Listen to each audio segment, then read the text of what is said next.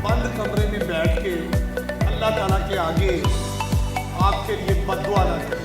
पाकिस्तान का जो good image है वो दुनिया को बताएं कि हम बहुत अच्छे हैं, बहुत प्यारा मुल्क है।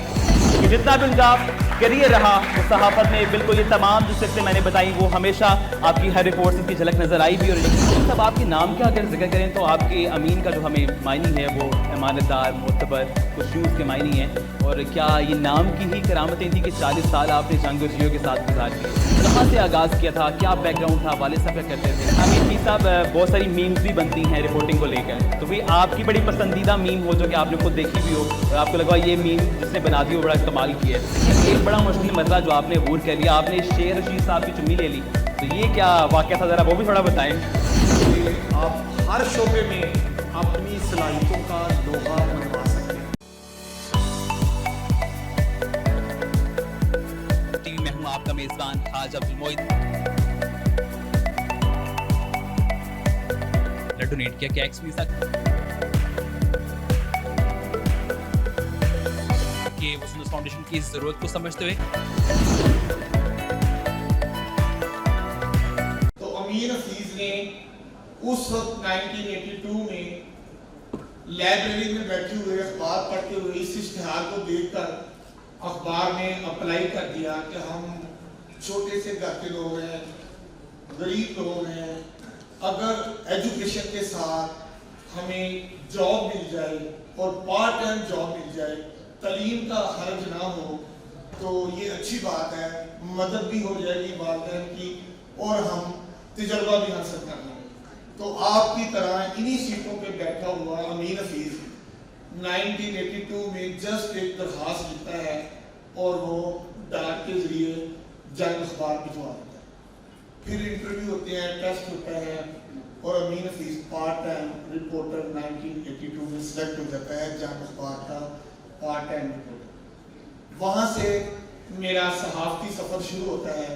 शौक पैदा हुआ जंग अखबार में बड़े बड़े लोगों के साथ, सीनियर एडिटर्स के साथ, कॉलम नवीसों के साथ और बहुत सीनियर रिपोर्टर्स के साथ काम करने का मौका मिला। तो शौक पैदा हुआ कि अब मैस कम्युनिकेशन में ही मास्टर करना चाहिए। पंजाब यूनिवर्सिटी में मैंने मास्टर में एडमिशन ले लिया और उस दौरान मैंने किताबें लिखना शुरू कर दी। मेरी ये किताब बहुत हिट हुई और वो थी जो पाकिस्तान में 18वीं तरमीम जिसमें सदर पाकिस्तान के पास अख्तियार था कि वो असम्बलियाँ तोड़ सकते हैं 58 भी, उस पर मुझे अवार्ड दिया गया।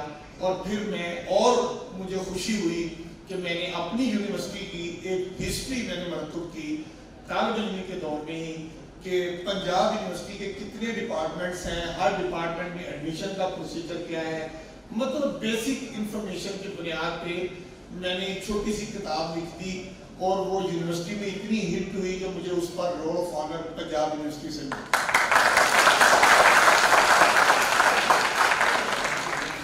जंग अखबार में मुलाजमत के दौरान ही जब जियो टीवी आया तो हम लोग चूंकि अखबार के लोग थे, हमें टीवी का पता नहीं था, तो जंग ग्रुप ने जो अपने सहाफ़ी थे उनमें से ही लोग सिलेक्ट किए कि ये लोग टीवी पर अच्छा प्रेजेंट कर सकते हैं। हमें सिलेक्ट किया गया और अल्लाह का शुक्र है कि उस टीम का भी मैं इब्तदाई टीम का जियो टीवी का हिस्सा बना। हमें खास ट्रेनिंग देने के बाद जब टीवी लॉन्च हुआ तो अमीन हफीज आए।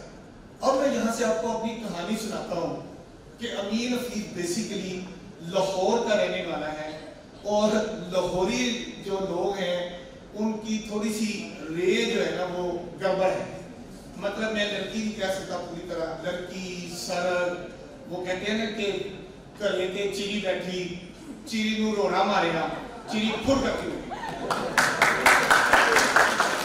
अब ये अखबार की दुनिया में तो मैं लिख रहा था और छप रहा था, टीवी में आया तो मेरे खिलाफ दरखास्तें आनी शुरू हो गई मेरे सीनियर एडिटर्स को कि अमीन हफीज जब टीवी पे आके बोलता है और जिस लबो लहजे में बोलता है कि जनाब लाहौर की सड़कों पर लाहौर की लड़कियां पेट्रोल ना होने की वजह से अपनी गाड़ी घोड़े के साथ बांध कर चलाने पर मजबूर है, तो वो कहते हैं ये मीर हफीज हमारे बच्चों की रे हराम कर रहा है, اس کو ٹی وی سے ہٹائیں ورنہ ہم آپ کا ٹی وی جیو ٹی وی دیکھنا بند کر دیں گے۔ امیر حفیظ کو 2002 میں جیو ٹی وی سے نکال دیا گیا اور پھر جنگ اخبار میں بھیجا۔ اب میں یہاں سے آپ کو چھوٹی سی بات بتاتا ہوں کہ زمانہ طالب علمی میں آپ کو کئی ایسی چیزیں ملتی ہیں جو آپ کو ہٹ کرتی ہیں، مایوس کرتی ہیں، آپ کو لگتا ہے کہ میرے آگے اندھیرا آ گیا ہے، میں آگے کچھ نہیں کر سکتا، لیکن اگر آپ ہمت نہیں ہارتے، آپ محنت کرتے جاتے ہیں اور صرف اپنی نگاہ مسلسل محنت پہ رکھتے ہیں تو وہ دن دور نہیں ہوتا جس دن آپ نہ ہونے کے باوجود بھی سب سے نمایاں ہو جاتے ہیں۔ اور یہ میں موٹیویشن بات یہ کر رہا ہوں اور میں نے سٹارٹ اس لیے یہاں سے لیا کہ جب آپ طالب علم ہوتے ہیں تو یہ سوچ رہے ہوتے ہیں کہ میں بی ایس کر رہا ہوں، میں ایم فل کر رہا ہوں، میں پی ایچ ڈی کر رہا ہوں، تو ہمارا سکوپ ہے کیا، ہم نے بننا کیا ہے، ہم جائیں گے کہاں۔ تو یہ تھوڑی سی زمانہ طالب علمی میں مایوسی آتی ہے کہ ہمارا فیوچر کیا ہے۔ میں نے چھوٹی سی جو بات بتائی آپ کو وہ یہ ہے کہ اگر آپ مسلسل محنت کر رہے ہوتے ہیں تو راستے آپ کے لیے کھلتے جاتے ہیں۔ مجھے یونیورسٹی اور سیالکوٹ آ کے بڑی خوشی ہوئی کہ 4 سال قبل یہ یونیورسٹی کو چارٹر ملا اور اب یہاں پر تقریباً 13,000 طالب علم ہیں اور اس یونیورسٹی کو چلانے میں چیئرمین جناب فیصل منظور صاحب اور ریحان یونس جو ایگزیکٹو ڈائریکٹر ہیں یہاں کے اور وائس چانسلر پروفیسر ڈاکٹر سعید الحسین چشتی صاحب، یہ وہ لوگ ہیں میں سمجھتا ہوں کہ جنہوں نے یونیورسٹی کو اس کے پاؤں پر کھڑا کرنے میں اہم کردار ادا کیا۔ اسٹوڈنٹ افیئر کے ایاز کیسر صاحب اور یہاں سیالکوٹ چیمبر آف کامرس کے جو ہمارے دوست محمد اسلم ڈار صاحب یہاں پر موجود ہیں۔ میں یہ بنیادی طور پہ سمجھتا ہوں کہ اگر ہمارے تعلیمی ادارے اور ہماری انڈسٹری دونوں آپس میں کلیبوریٹ کر کے اکٹھے آگے چلیں تو طالب علموں کے روزگار کا مسئلہ، وہ کیا کرنا چاہتے ہیں، کیا بننا چاہتے ہیں، ان کے لیے بہت سی آسانیاں پیدا ہو جاتی ہیں۔ اور ان تعلیمی اداروں نے جنہوں نے بہت مختصر وقت میں بہت ترقی کی ہے، یہ کہا جا سکتا ہے کہ یہاں کا طالب علم مستقبل میں روشن ستارہ بنے گا اور پاکستان کے اپنے ہر شعبے میں اپنی صلاحیت کا لوہا بنے گا۔ اتنا پیٹرول مہنگا ہو گیا، سارے رپورٹر بہت محنت کرتے ہیں، وہ پیٹرول پمپوں پہ کھڑے ہو کے لوگوں کا رونا پٹنا سناتے ہیں کہ میں نے امی کو لے کے جانا تھا، بچے کو اسکول چھوڑ کے آنا تھا، میں نے ڈاکٹر کے پاس جانا تھا، جناب پیٹرول نہیں مل رہا، مشکل ہے۔ اب امیر حفیظ یہ کام نہیں کرتا، امیر حفیظ کے اوپر ایک لیبل ہے اور وہ میں لیبل برقرار رکھتا ہوں، وہ یہ ہے کہ میں انفارمیشن دیتا ہوں ود انٹرٹینمنٹ، کیونکہ جرنلزم میں مجھے یہ سکھایا گیا تھا کہ جو صحافت کی ایجوکیشن ہے اور جو ڈیفینیشن ہے وہ یہ ہے کہ to inform the people, to educate the people and to entertain the people. یہ نہیں کہ ہر وقت میں نے بم دھماکے دکھانے ہیں، ہر وقت میں نے سیاستدانوں کی لڑائیاں دکھانی ہے، وہ کام میں نہیں کرتا۔ میں کہ اس کے لیے کافی جرنلسٹ ہیں، وہ کریں۔ اسی بات کو ایکسپلین کرنے کا انداز جو ہے وہ یہ ہم نے بتایا کہ تھوڑا سا لائٹ موڈ میں آپ نے کتنی سخت بات بتائی۔ اسی طرح پیٹرول کی میں نے ایک اور ڈاکومنٹری بنائی جس کا میں نے شروع میں بتایا کہ پیٹرول نہیں مل رہا تو اس پہ میں نے کیا کیا کہ کار لی، اس میں ایک فیملی بٹھائی، اس کے آگے گھوڑا باندھ دیا اور گھوڑے کے اوپر خود میں پینٹ اور ٹائی پہن کے دلہے کی طرح بیٹھ گیا اور میں نے کیا کہا ہے، میں نے یہ کہا کہ دنیا چاند پر پہنچ گئی مگر پیٹرول نہ ملنے کی وجہ سے لاہور کی لڑکیاں لاہور کی سڑکوں پر اپنی گاڑی گھوڑے کے ساتھ باندھ کر چلانے پر مجبور۔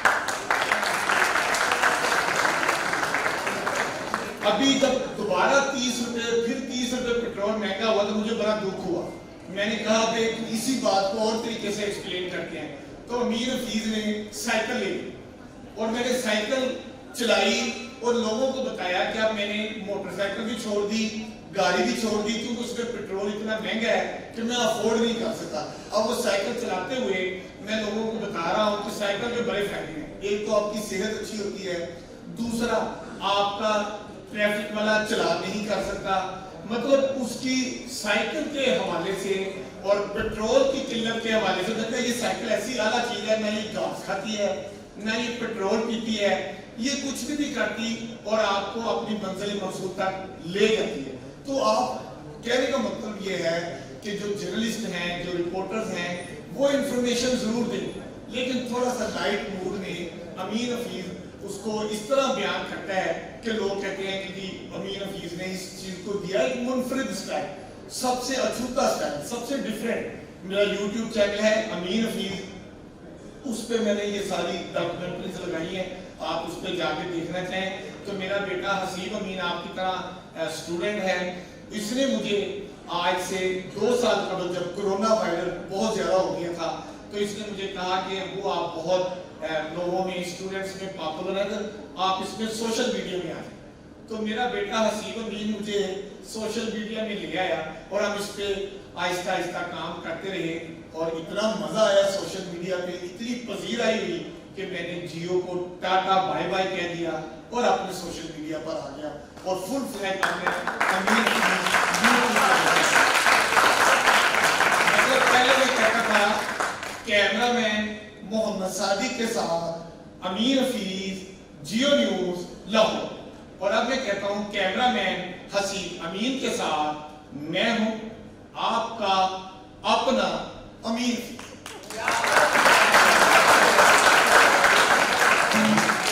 امین حفیظ پہ اعتراض آتا ہے بہت بڑا کہ امین حفیظ جانوروں سے باتیں کرتا ہے, پرندوں سے باتیں کرتا ہے.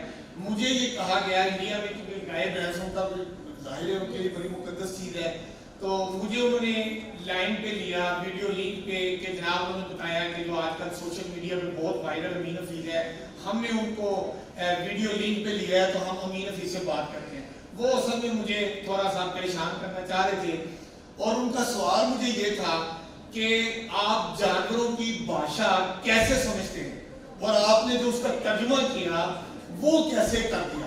تو میرا ان کو سامنے وہی امین حفیظ اسٹائل میں جواب تھا. میں نے کہا دیکھیں جی, میرا یہ ویڈیو چلی, یہ پاکستان میں بھی دیکھی گئی, انڈیا میں, بنگلہ دیش میں, امریکہ میں, یورپ میں, ہر جگہ جہاں بھی لوگ دیکھتے ہیں, یوٹیوب پر بھی دیکھی گئی, اور ان سارے ملکوں میں گائے بھینسیں موجود ہیں. اور میرا خیال ہے, میرا ماننا ہے کہ ان گائے بھینسوں نے بھی امین حفیظ کی یہ ویڈیو دیکھی ہوگی.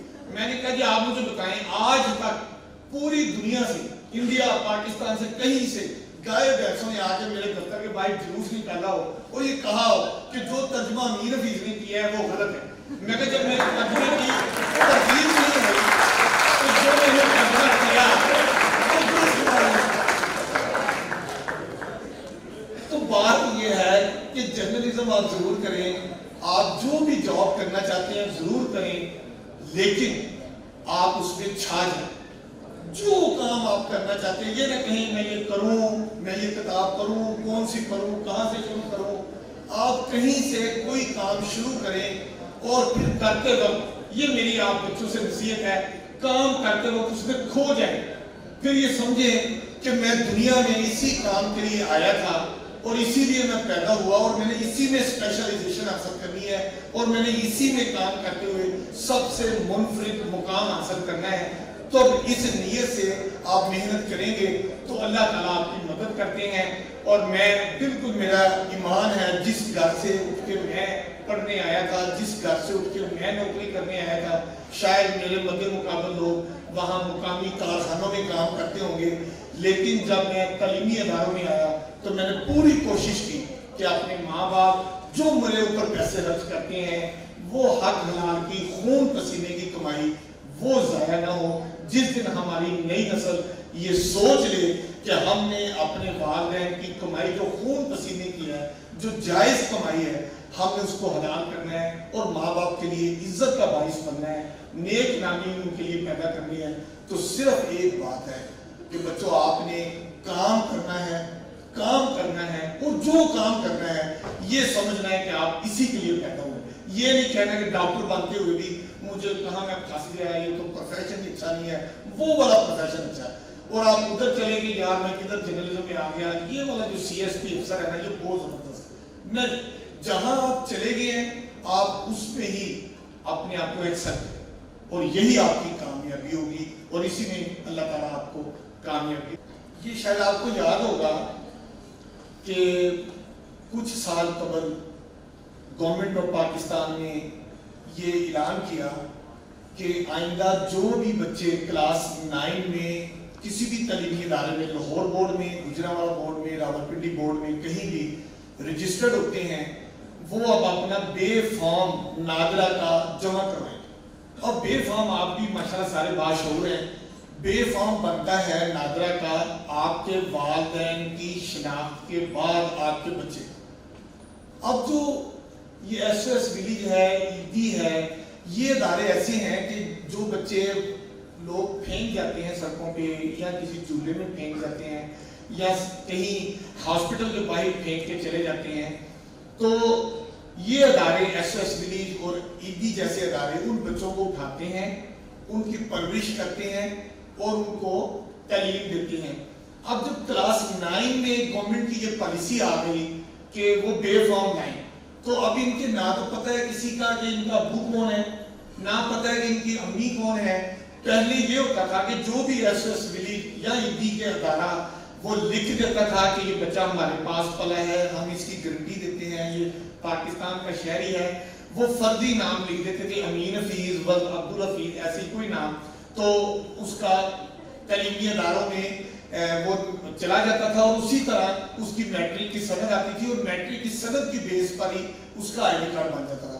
اب یہ جو گورنمنٹ نے پالیسی بنائی تھی کہ بے فارم لے کر آئیں، تو ان بچوں کے لیے پرابلم بنی۔ ان کی ادارے کی سربراہ نے فون کیا اور یہ کہا کہ امین حفیظ صاحب آپ اتنے کام کرتے ہیں، ہم آپ کو بہت دیکھتے ہیں، ہمارے ان بچوں کا ایک مسئلہ آ گیا ہے کہ اگر ان کا بے فارم نہ بنا تو یہ رول جائیں گے، نہ ان کا آج میٹرک میں ایڈمیشن جائے گا، نہ یہ میٹرک کر پائیں گے، نہ ان کا آئی ڈی کارڈ بنے گا، نہ یہ کل کو جاب کر پائیں گے، یہ رول جائیں گے معاشرے میں جو ہم نے ان کو پڑھا لکھا کے یہاں تک لائے ہیں، یہ ختم ہو جائے۔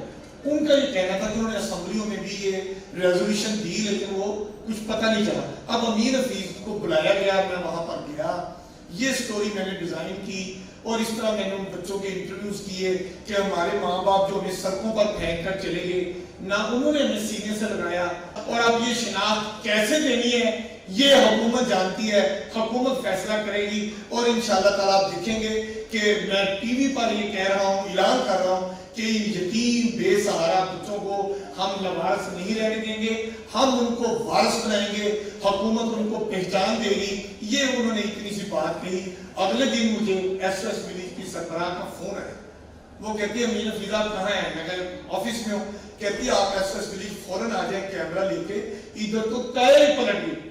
پوچھا کیا ہوا؟ کہتی نادرا کی جو موبائل وین ہے وہ ہمارے ایس ایس ولیج میں آ گئی ہے، وہ اسٹامپ پیپر ریڈی میڈ لے کر آئی ہے، اور وہ کہتی ہے کہ قرآن پاک میں ہے کہ اگر کسی کا نام نہیں تو اس کا اسلامائزیشن کے حوالے سے علماء سے انہوں نے فتویٰ لے لیا کہ اس کا نام عبداللہ رکھا جا سکتا ہے، تو انہوں نے عبداللہ نام وہ رکھا۔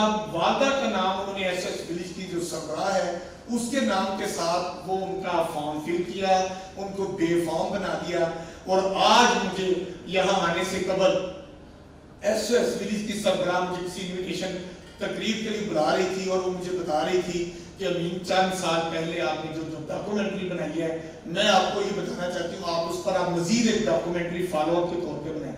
میں نے پوچھا کیا ہوا؟ کہتی وہ جو بچے جو آپ کی ڈاکومنٹری کی وجہ سے حکومت نے ان کو بے فارم بنا کے دیا اور ان کی ایجوکیشن کا سلسلہ چلا، ان میں سے جی سی یونیورسٹی لاہور اور لڑکیوں کے کنیڈ کالج میں 18 بچے ہمارے ابو 90% نمبر لے کر داخل ہوئے، اور ان 18 بچوں میں اب 11 بچے اور جن میں بیٹیاں بھی شامل ہیں وہ میڈیکل کالج میں چلی گئی ہیں، اور بچے انجینئرنگ میں چلے گئے ہیں اور آگے فردر ہائر ایجوکیشن میں چلے گئے ہیں۔ تو امین حفیظ صاحب آپ کا یہ صدقہ جاری ہے کہ آپ نے ان بچوں کو اپنی ایک ڈاکومنٹری کے ذریعے وزیر اعلیٰ نے اس وقت ان کے بے فارم بنائے اور وہ آج تک بن رہے ہیں۔ کہنے کا مطلب یہ ہے آپ جب صحافت کے شعبے میں یا کسی بھی شعبے میں کام کرتے ہیں تو کبھی بھی کسی کی جیب پر نظر نہ رکھا کریں، اپنا کام کریں، اپنا ٹارگٹ پہ رہیں، اللہ تعالیٰ آپ کو بہت عزت دیتے ہیں، بہت نوازتے ہیں۔ مجھے اسلام آباد میں پرائڈ آف پرفارمنس ایوارڈ کے انٹرویو میں جب بلایا گیا تو مجھے وہاں پر جو بہت ساری باتیں کی گئی ان میں انہوں نے کہا کہ امین صاحب آپ نے ایک ڈاکومنٹری بنائی تھی یتیم بے سہارا بچوں کے حوالے سے، وہ ہمارے پورے پینل نے اس کو بہت ریکگنائز کیا، اور میں سمجھتا ہوں کہ آپ کو جو ایوارڈ ملنے میں ایک امپورٹنٹ پہلو ہے وہ شاید ان یتیم بے سہارا بچوں کے کیریئر بنانے پر جو انہوں نے دعائیں آپ کے لیے کی ہوں گی، آج پرائڈ آف پرفارمنس کے لیے آپ کو فائنل کر لیں۔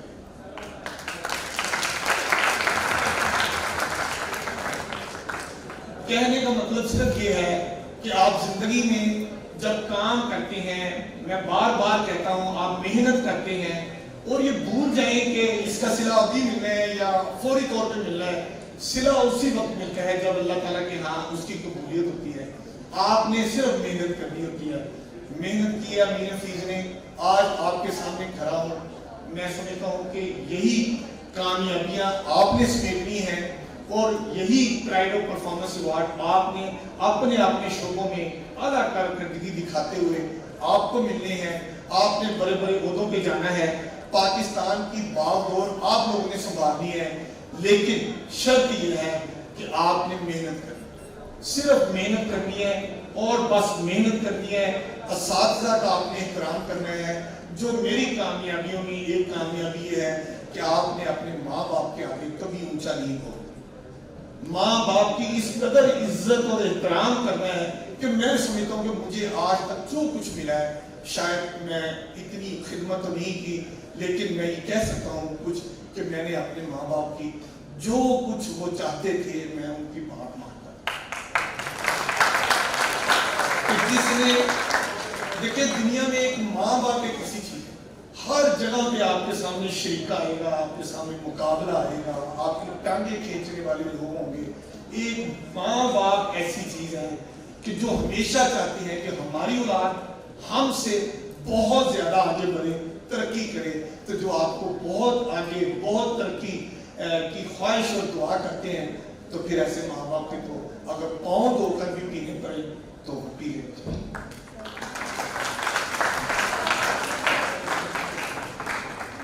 اب میرا خیال ہے اگر کوئی بات چیت آپ کرنا چاہیں، میں چاہوں گا کہ ہماری نئی نسل جو ہے وہ امین حفیظ سے کوئی سوال کرنا چاہے وہ حاضر ہے، وگرنہ مثالیں میں اپنے مختلف دیتے ہی جاؤں گا، وہ چلتی جائیں گی۔ تو ہم چاہیں گے کہ اب ہم آپ سے تھوڑی سی بات کر لیں۔ مجھے خوشی ہوتی ہے کہ بچے سوال کرتے ہیں، وہ بہت اچھا ہوتا ہے۔ بہت شکریہ۔ بھرپور تعریف چاہیے ہمارے معزز مہمان کے لیے جنہوں نے میری خوبصورت گفتگو اپنے قیمتی خیالات آپ کے ساتھ شیئر کیے، اور اب ہم ان کے کچھ مزید خیالات بھی جانیں گے۔ آپ کے ذہن میں کوئی سوال ہو تو آپ وہ بھی تیار کر لیجیے۔ میں چاہوں گا کہ لازمی آپ اپنی جانب سے سوال پوچھیں، ان کے تجربے کے حوالے سے یا کوئی بھی صحافت کے متعلق آپ کا سوال ہو تو وہ بھی ان کے ساتھ ضرور شیئر کیجیے۔ ٹی وی میں ہوں آپ کا میزبان حاج عبد المعید۔ ڈونیٹ کیا کیا ایکسپیرینس کہ وہ سندس فاؤنڈیشن کی ضرورت کو سمجھتے ہوئے،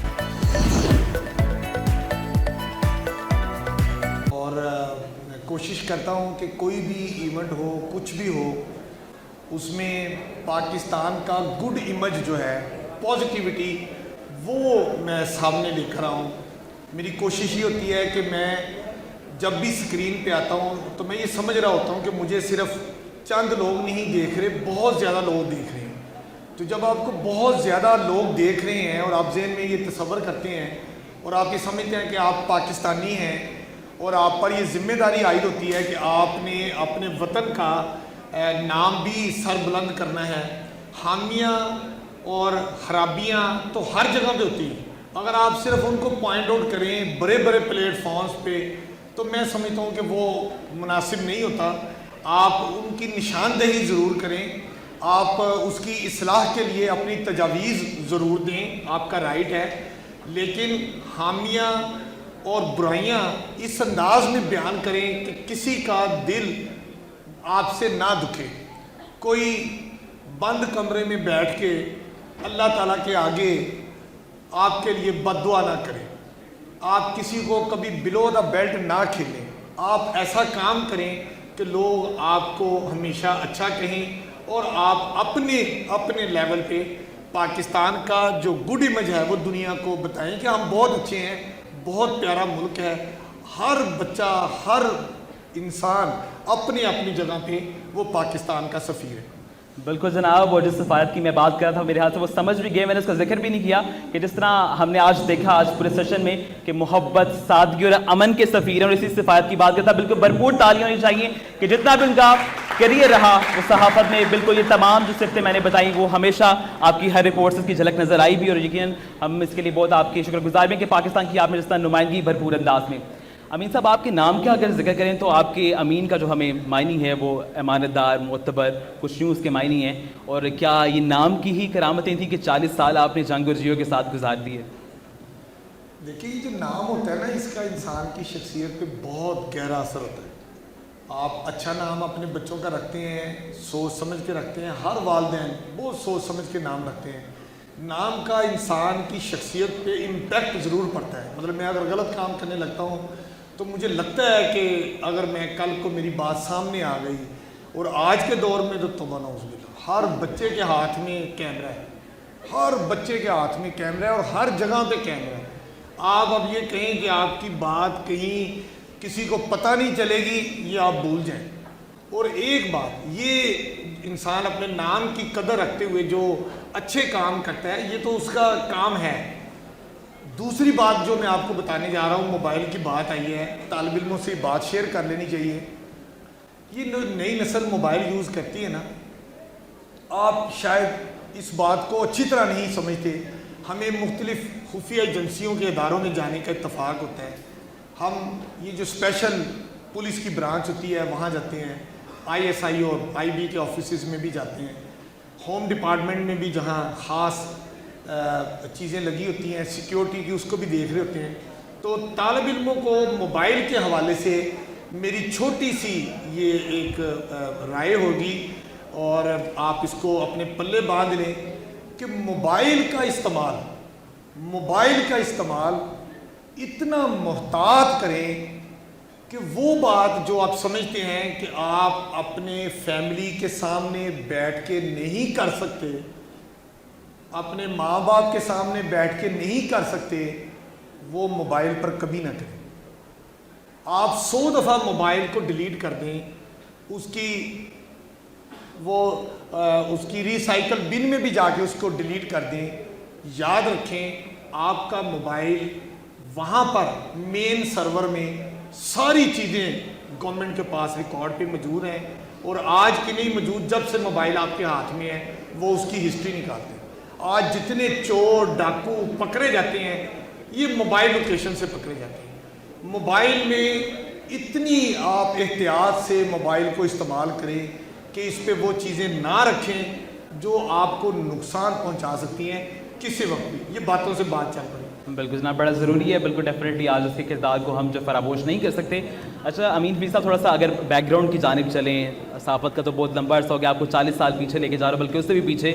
جب آپ کے کچھ بچپن کی بات کرتے ہیں, ڈیفینیٹلی یہ بہت ایک طویل سفر رہا ہوگا, اور آج جب آپ اتنے پروٹوکولز اور اتنے خوبصورت انداز سے زندگی گزار بھی رہے ہیں, ہم آپ کے یوٹیوب چینل پر آپ کا گھر بھی دیکھتے رہتے ہیں, لیکن امین حفیظ صاحب بہت سارے لوگوں کے حالات جو ڈفرینٹ ہوتے ہیں, تو کیا آپ موٹیویشن کے لیے اپنی جرنی شیئر کرنا چاہیں گے کہ کہاں سے آغاز کیا تھا, کیا بیک گراؤنڈ تھا, والد صاحب کیا کرتے تھے؟ دیکھیں جی, میرے والد صاحب آرمی میں SSG کمانڈرز تھے, اور ایک دور میں بھی آرمی جوائن کرنے کا میں نے پلان کیا, میں نے اپلائی بھی کیا, اور میں اس میں سارے ان کے ریٹن ٹیسٹ اور انٹرویو وغیرہ کر گیا. میڈیکل میں پہنچا تو ادھر میرے بچپن میں شاید مجھے کہیں چوٹ لگی تھی, میرے سر پہ کہیں 9-10 ٹانکے لگے ہوئے ہیں, سیڑھیوں سے میں گر گیا تھا. اس وقت میرے کہیں ناک میں چوٹ تھی, اور وہ شاید اس وقت ڈاکٹرز نے نہیں دیکھا. تو میڈیکل میں انہوں نے مجھے کہا جی آپ کے ناک کی ایک سائڈ کی ہڈی جو ہے نا وہ پھلی ہوئی ہے, تو اس کا مائنر سا آپریشن ہوتا ہے, یہ کروا لیں تو آ جائیں. تو بہرحال اس وقت میں آپریشن کرانے کے لیے ہاسپٹل بھی گیا. آرمی میں جانے کا بڑا جنون تھا مجھے, لیکن اس وقت ہوا یہ کہ ہاسپٹل میں, سرکاری ہاسپٹل میں داخل تھا, تو وہاں ایمرجنسی آپریشن نہیں ہو رہے تھے, شاید ان کی کوئی MBBS کی فائنل ان کے انٹرویو ٹیسٹ ہو رہے تھے. ادھر میرا 3rd ایئر کا پروموشن ایگزام میں آ گیا, تو اب مجھے سلیکٹ کرنا تھا کہ مجھے آرمی میں ہی جانا ہے یا مجھے اپنا امتحان دینا ہے.